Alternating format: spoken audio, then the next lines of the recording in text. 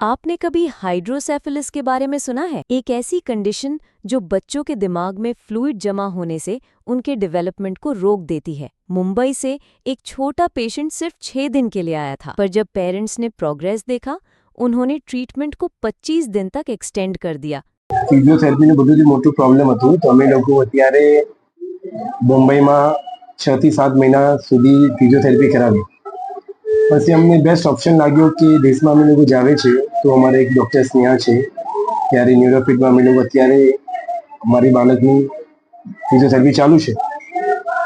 અને અમે લોકો પહેલે એક વિચાર્યું હતું કે અમે અહીંયા 10 દિવસ માટે આવીએ, અને અમને બધી જાણકારીના બાદ ખબર પડી કે ફિઝિયોથેરાપીમાં પેલું વધારે છે.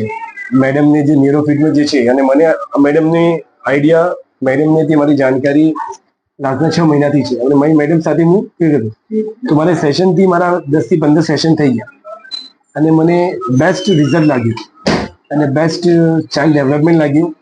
सही वक्त पे सही थेरेपी हर मुश्किल कंडीशन के पीछे छुपी उम्मीद को जिंदा रख सकती है।